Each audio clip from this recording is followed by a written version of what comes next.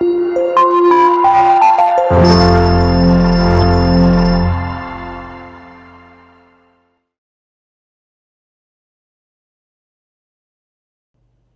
बच्चों, कैसे हैं आप? उम्मीद करती हूँ आप बढ़िया और एकदम मज़े में होंगे।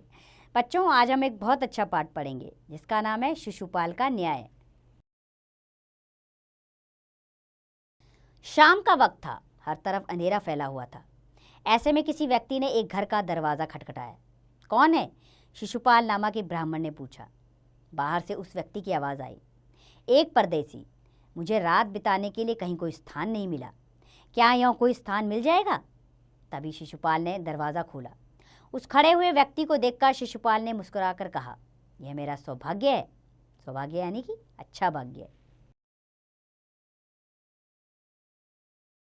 अतिथि के चरणों से यह घर पवित्र हो जाएगा, आइए पधारिए। फिर उस अतिथि को लेकर शिशुपाल अंदर आ गए। शिशुपाल के पुत्र ने अतिथि का अत्यंत आदर सत्कार किया, जिसे देखकर वह परदेसी अत्यंत प्रसन्न हुआ। भोजन खाने के बाद दोनों आपस में बातें करने लगे। बात देश की अव्यवस्था पर चल रही थी। शिशुपाल बोल उठे, आजकल हर तरफ अन्याय हो रहा है, मेरा तो खून खौल उठता है। परदेसी इस बात से असहमत था। असहमत यानी उसको उनकी बात पर सहमति नहीं थी। कुछ चिढ़कर वह बोला, दोष निकालना तो सुगम है, सुगम यानी आसान, परंतु कुछ करके दिखाना कठिन। शिशुपाल के लिए यह एक खुली चुनौती थी। बोले, अवसर मिले तो दिखा दूं कि न्याय किसे कहते हैं। परदेसी बोला, तो आप अवसर चाहते हैं? शिशुपाल ने कहा, हाँ, अवसर चाहता हूँ। परदेसी, फिर कोई न्याय नहीं होगा? शिशुपाल, बिल्कुल नहीं। परदेसी, कोई अपराधी दंड से ना बचेगा? शिशुपाल, नहीं। तत्पश्चात परदेसी ने मुस्कुराकर कहा, यह बहुत कठिन काम है। ब्राह्मण के लिए कुछ भी कठिन नहीं, मैं न्याय का डंका बजाकर दिखा दूंगा। उस परदेसी के मुख पर धीरे से मुस्कुराहट आई और चली गई। फिर काफ़ी देर तक बातें करने के बाद दोनों सो गए। सुबह उठकर परदेसी ने शिशुपाल को धन्यवाद देकर उनसे विदा ली।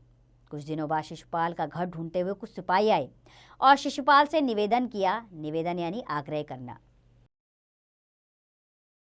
निवेदन किया कि सम्राट अशोक ने आपको दरबार में बुलाया है। शिशुपाल सोच में पड़ गए कि आखिर सम्राट ने उन्हें क्यों बुलाया है। वह मन ही मन सोचने लगे कि कहीं उस परदेसी ने तो सम्राट से कोई शिकायत नहीं कर दी। यही सोचते हुए वह सिपाहियों के साथ चल पड़े।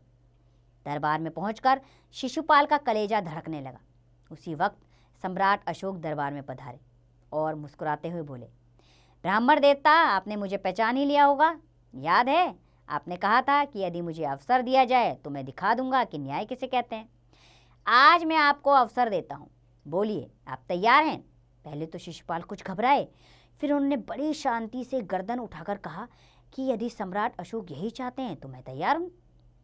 बहुत ठीक, आप न्याय मंत्री हुए, सम्राट अशोक ने कहा और अपने हाथ से राज मुद्रा निकालकर शिशुपाल को पहना दी। उस दिन से शिशुपाल न्याय मंत्री बन गए। उन्होंने राज्य की समुचित व्यवस्था कर दी। समुचित यानी पूरी। उनके अच्छे प्रबंध के कारण पूरे राज्य में शांति रहने लगी। अब किसी को कोई भय नहीं रह गया। लोग घर के दरवाजे तक खुले छोड़ जाते थे। चारों तरफ शिशुपाल के न्याय की प्रसिद्धि फैल गई। लगभग 1 महीने बाद किसी ने रात में एक पहरेदार की हत्या कर दी। सुबह होते ही यह बात पूरे राज्य में फैल गई। शिशुपाल की तो पैरों तले ही जमीन खिसक गई। उन्होंने अपराधी को ढूंढने के लिए दिन रात एक कर दिया। जब भरकस कोशिश करने के बाद अपराधी का पता चला तो शिशुपाल को अत्यंत हैरानी हुई। अपराधी कोई और नहीं बल्कि स्वयं सम्राट अशोक थे। वह धर्म संकट में पड़ गए कि वह सम्राट को अपराधी घोषित करें या नहीं, क्योंकि एक तरफ तो वह न्याय मंत्री थे तथा दूसरी तरफ सम्राट के सेवक। बहुत सोच विचार के बाद उन्होंने यह निर्णय लिया कि वह सम्राट को दंड देंगे, क्योंकि न्याय की दृष्टि से सम्राट व साधारण व्यक्ति में कोई भिन्नता नहीं है। भिन्नता यानी अंतर।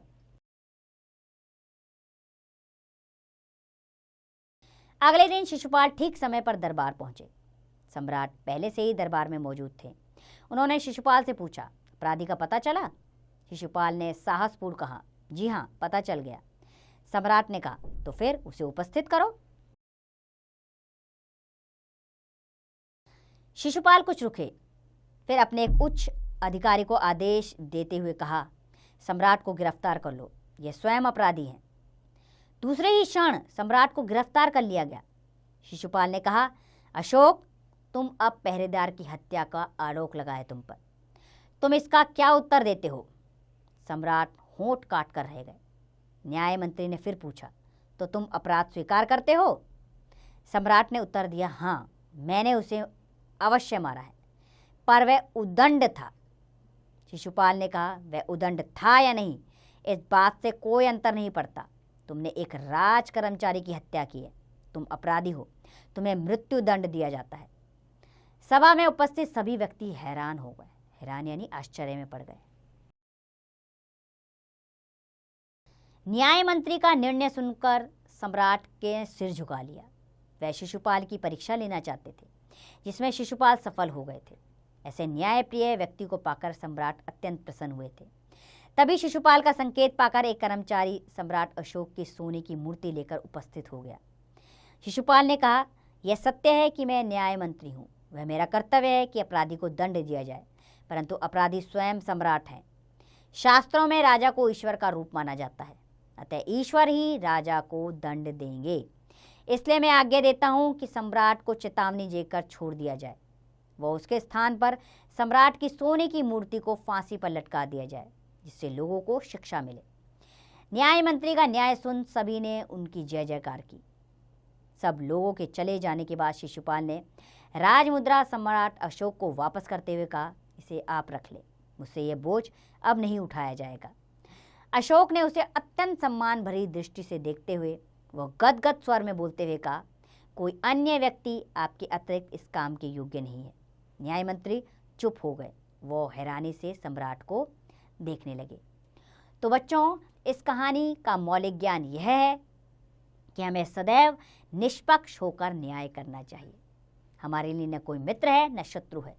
गलत काम करने वाला गलत ही होता है और सही करने वाला सही। इस बात का ख्याल हमें हमेशा रखना चाहिए और इस पाठ से मिलने वाली शिक्षा को आप अपने जीवन में ज़रूर अपनाएं और आप भी हमेशा निष्पक्ष होकर न्याय करें। अब इसका अभ्यास कार्य आप स्वयं करें।